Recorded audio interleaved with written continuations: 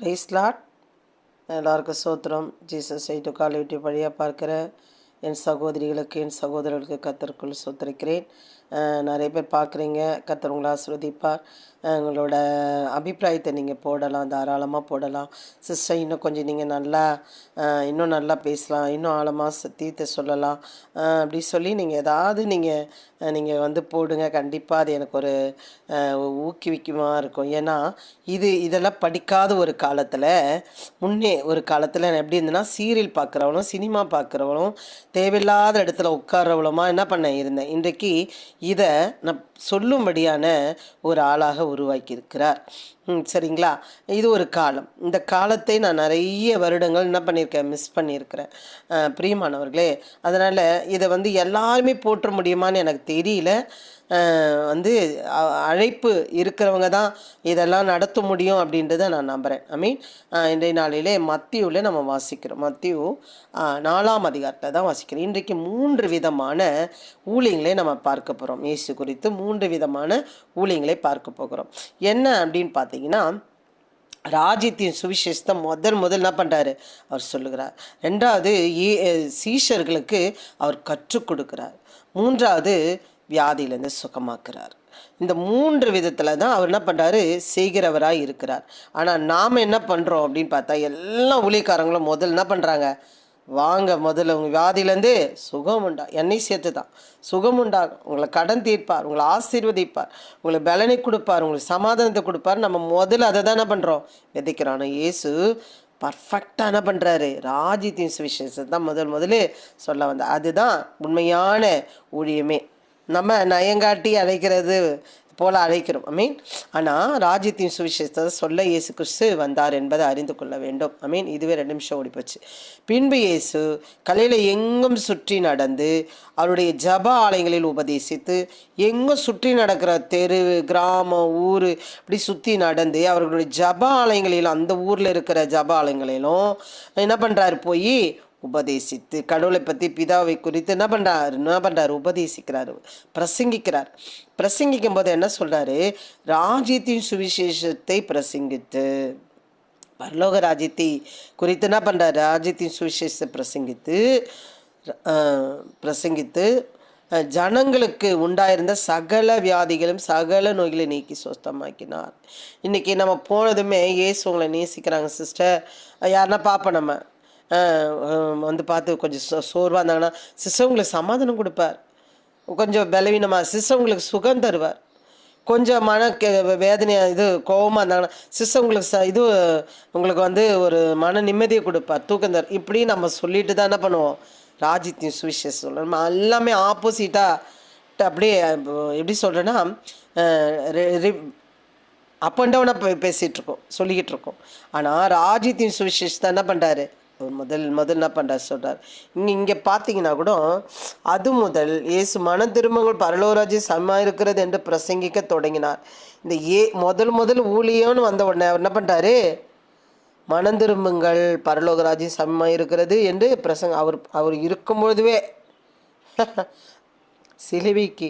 சிலுவைக்கு முன்னாடியே அவர் என்ன பண்ணுறாரு, அவர் ஊழியத்துக்கு வந்த உடனே மனம் திரும்புங்கள் பரலோகராஜ்யம் சமீபமாக இருக்கிறது.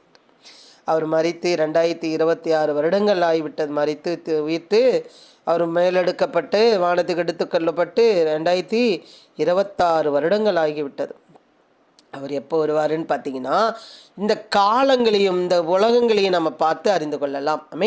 அப்போது ஃபஸ்ட்டு என்ன பண்ண, ராஜ்யத்தையும் சுவிசேஷத்தை, அப்புறம் தான் என்ன பண்ணுறாரு, வியாதிகள். இதெல்லாம் யார் பார்க்குறாங்க அப்படின்னு பார்த்தீங்கன்னா, சீஷர்கள் பார்க்குறாங்க. சீஷர்கள் என்ன பண்ணுறாங்க, கூட இருந்து பார்க்குறாங்க, கற்றுக்கொள்ளுகிறார்கள். அவர் என்ன முதல் சொல்கிறாரு, அவர் என்ன சீஷர்கள்லாம் நீங்கள் எல்லாம் பார்த்தீங்கன்னா ஆண்டவரை குறித்து தான் ஃபஸ்ட்டு பேசுவாங்க, இயேசு குறித்து தான் ஃபஸ்ட்டு பேசுவாங்க. அதுக்கப்புறம் அவங்களுக்குள்ள வியாதியோ அது என்னவோ என்ன பண்ணுறாங்க, அவங்க அற்புத அடையாளங்களும் செய்யப்படுகிறது. சொஸ்தமாக்கினார். அவருடைய கீர்த்தி சீராக எங்கும் பிரசித்தமாயிற்று. அப்பொழுது பலவித வியாதிகளையும் வேதனைகளையும் இருந்த சகல பிணியாளிகளையும் பிசாசு பிடித்தவர்களையும் சந்திரலோகிகளையும் திமிர்வாதக்காரர்னா இந்த கை கால் வராமல் இருக்குது பார்த்தீங்களா, அதுதான் திமிர்வாதக்காரர்கள். அந்த முடக்குவாதத்தில் இருக்கவங்க தான் திமிர்வாதக்காரரையும் அவரிடத்தில் கொண்டு வந்தார்கள், அவர்களை சுஸ்தமாக்கினார். இது பாருங்கள், பலவித வியாதி நம்ம பார்ப்போம். இந்த வியாதிக்கு இது போகிறோம், இந்த சின்ன டாக்டர் போதும். இந்த வியாதிக்கு பெரிய டாக்டர் தான் போகணும். இந்த ஸ்கின் டாக்டருக்கு அங்கே தான் போகணும், கண்ணுக்கு அங்கே தான் போகணும். ஒரே டாக்டருங்க இயேசு கிறிஸ்து, ஒரே டாக்டர். எத்தனையோ சாட்சிகள் இருக்குது. கண் தெரியாதவங்க, காது கேட்காதவங்க, வாய் பேசாதவங்க, நடக்க முடியாதவங்க, கேன்சர் வியாதி உள்ளவங்க, எத்தனையோ வியாதிகள் உள்ளவர்களுக்கு ஒரே டாக்டர் இயேசு கிறிஸ்து. ஆமென். பாருங்க, அப்போது அவரிடத்தில் கொண்டு வந்தார், அவர்களை சொஸ்தமாக்கினார். பிரியமானவர்களே, அவரோட கீர்த்தி எங்கே பச்சா? சீரியா எங்கே பிரசித்தமாயிட்டு? இப்போ சீரியா மட்டுமா பிரசித்தமாயிட்டு இருக்கு? எங்க நம்ம லேஸ்பட்ட ஆள் கிடையாது. நான்லாம் பயங்கரமான ஆள். நான் பயங்கரமாக ஆண்டவரை அவங்களெல்லாம் பைபிள் எடுத்துகிட்டு போகும்போதெல்லாம் நான் பார்ப்பேன், துணி துவைச்சிட்ருப்பேன். இப்போது நான் எங்கள் லைனில் எங்கள் தெருவில் தான் போவாங்க, சிஎஸ்சி சர்ச்சுக்கு போவாங்க. அவங்கள நான் பார்ப்பேன், துணி துவைச்சிட்டு காய போட்டுட்டு பார்ப்பேன். இவளுங்களுக்கெல்லாம் வேலை இல்லை, பைபிளை தூக்கிட்டு போகிறாளுங்க. இவளுங்களுக்கெல்லாம் நல்லா புருஷன் கிடச்சிச்சு. அதனால் காலையில இருந்து வேலை வெட்டிலாம் இல்லை. அதனால் என்ன பண்ணுறாளுங்க? வேலைக்கு சபைக்கு போகிறாளுங்க. நமக்கு எவ்வளோ வேலை இருக்குது, துவைக்கணும், சமைக்கணும், வீட்டை க்ளீன் பண்ணணும், நிறைய பாத்திரம் தேய்க்கணும், எவ்வளோ வேலை இருக்குது நமக்கு இந்த ஒரு நாளில். அதனால் இவளுங்களாம் வேலை வெட்டியில் போகிறாளுங்க அப்படின்னு ஒரு அலட்சியமாக பார்ப்பேன். நான் அலட்சியமாக பார்ப்பேன். ஆனால் அலட்சியமாக்கப்பட்ட என்னை ஆண்டவர் கையில் எடுத்தார். இன்றைக்கி அலட்சியமாக இருக்கிறவர்களை, அல்பமாக கிடக்கிறவர்களுக்கு சொல்லும்படியான ஒரு ஊழியக்காரியாக மாற்றி போட்டார். பிரியமானவர்களே, எவ்வளோ நன்மைகளை பெற்ற, எவ்வளோ நன்மைகளை, சொல்ல முடியாத நன்மைகள் இயற்கைக்கு மேலே செய்திருக்கிறார் ஆண்டவர். அப்போ பாருங்கள், இது ஏதோ நோய் சரியாக்கவோ இல்லை பேயை ஓட்டவோ இல்லை. பாருங்கள், பிசாசு பிடிச்சா அங்கே ஓடுவோம் நம்ம. பிசாசு பிடிச்சா அங்கே ஓடுவோம், மந்திரவாதிக்கிட்ட ஓடுவோம். பாருங்கள், சகல பிணியாளிகளையும் பிசாசு பிடித்திருந்தவங்களே சந்திரரோகின்னா அது ஒரு ஃபிக்ஸ் வியாதி. அவங்க ஒரு மனநல பாதிக்கப்பட்டவர்களாக இருப்பாங்க. அவங்களையும் திமிர்வாதக்காரரையும் அவரிடத்தில் கொண்டு வந்தார்கள், அவரை சொஸ்தமாக. இப்படி ஏகப்பட்ட பேர் எங்கெங்கேயோ போய் சரியாகாமல் இயேசு கிறிஸ்துவனிடத்திலே சுகம் பெற்றவர் கோடான கோடி பேர். அதை போட்டு, அதாவது மீன் பிடிக்கணும்னா ஒரு புழு போடணும், அப்போ தான் அந்த புழுவை பார்க்க மீன் வரும். அப்போ அந்த தூண்டியில் என்ன பண்ணும், மீன் மாட்டிக்கும். அப்படியாவது என்ன பண்ணணும், அந்த நோயை சுகமாக்கியாவது, இந்த பேய் ஓடியாவது அவங்க இடத்துல வரமாட்டாங்களா, பரலோக ராஜ்யத்துக்கு வரமாட்டாங்களான்னு சொல்லி ஊழியக்காரியை உருவாக்குறார். இங்கே படிச்சிங்கன்னா இங்கே அத்தனை பேரையும் அவர் என்ன பண்ணுறாரு சொல்கிறார் பாருங்கள், என் பின்னே வாருங்கள், உங்களை மனுஷர் பிடிக்கிறவர்களாக்குவேன் என்றார். உடனே அவர்கள் வலையை விட்டு அவருக்கு பின் சென்றார்கள். எல்லாம் படிப்பறியாதவர்கள். அவரிடம் விட்டு போகையில் வேறு 2 சகோதரராகிய செபுத்தேயாவின் மகன் யாக்கோபும் அவன் சகோதரன் யோவானும் தங்கள் தகப்பன் செபுத்தேயாவுடனே படவிலிருந்து தங்கள் வலைகளை பழுது பார்த்து கொண்டிருந்த பொழுது அவர்களை கண்டு அவர்களையும் அழைத்தார். உடனே அவர்கள் படவை தங்கள் தகப்பனை விட்டு படவையும் தங்கள் தகப்பனையும் விட்டு அவருக்கு பின் சென்ற. இப்படி குடும்பத்தை விட்டு அவரோட பின் சென்றவர்கள் இன்னைக்கு 12 சீஷர்களை யூதாஸ் காரித்து அவர் இயேசு கிறிஸ்துவை காட்டி கொடுத்து அவர் மரித்து போனார். மீதி 11 பேர் மறுபடியும் ஒரு ஆளை சீட்டு போட்டு அவங்க எடுக்கிறாங்க. அவங்க 12 பேரும் இன்றைக்கு பரலோக ராஜ்யத்திலே அவர்கள் எங்கே இருக்கிறாங்கன்னா விசாரிக்கிற இடத்துல இருக்கிறார்களாம்.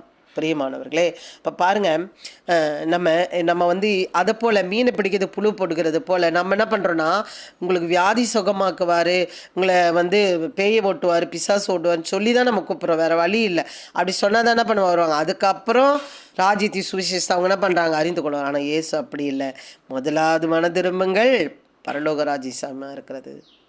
அவர் ஜபாலயத்தில் உபதேசித்து ராஜ்யத்தின் சுவிசேஷத்தை முதல்ல என்ன பண்ணுறார், பிரசங்கிக்கிறார். அதுக்கப்புறம் தான் நோயெல்லாம் சுகமாக்குறார். அப்பொழுது தான் அவரோட கீர்த்தி எங்கும் பரப்பி இருக்கிறதா. பிரியமானவர்களே, இந்நாளிலே எங்கே போனாலும் அவரோட கீர்த்தி பரவாத இடமே இல்லை. அது இன்னும் அவர் காலம் அவர் வருகை கொஞ்சம் காலம்தான்.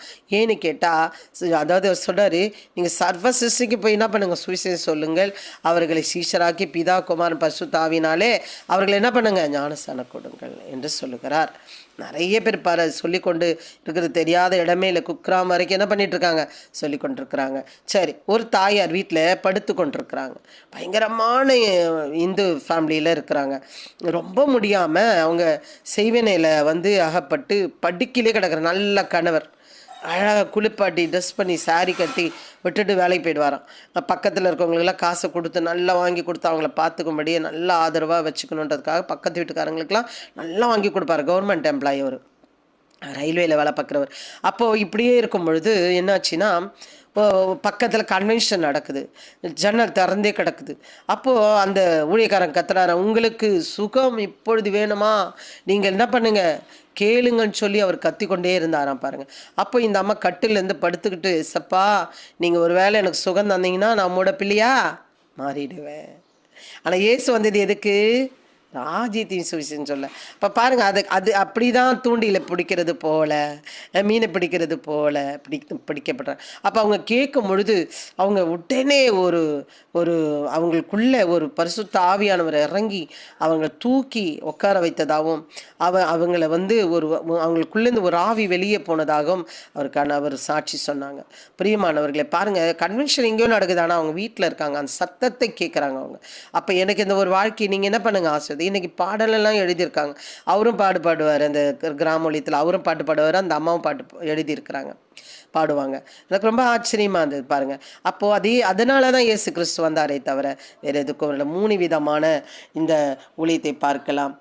கற்றுக்கொண்டார்கள் சீஷர்கள், கற்றுக்கொண்டதை இன்ன வரைக்கும் நாங்களும் ஜெபிக்கிறோம். அநேக பிசாசுகளும் வியாதிகளும் சுகமாய் கொண்டிருக்கிறது. ராஜ்யத்தின் சுவிசேஷத்தை நாங்கள் சொல்லுகிறோம். வியாதியிலிருந்து சுகம் அளிக்கப்படுகிறார்கள். பிரியமானவர்களை, இதை பார்க்கிற நீங்களும் வியாதி உள்ளவர்களாக இருக்கிறீங்களா, அவரிடத்துல கேளுங்க, ஆண்டவரே எனக்கு இந்த வியாதி இருக்குது, நீங்கள் சுகந்தாங்க, எனக்கு சுகந்தாங்க, நீங்கள் உண்மையான கடவுள் என்று சொல்லுகிறாள், சுகந்தாங்க, நீங்கள் கேட்பீர்கள், கண்டிப்பாக பெற்றுக்கொண்டு சாட்சிகளை சொல்லுங்கள். கர்த்தர் உங்களை ஆசீர்வதிப்பாராக. ஆமீன். God bless you. கர்த்தர் உங்களை ஆசீர்வதிப்பார். ஆமீன். அல்லேலூயா.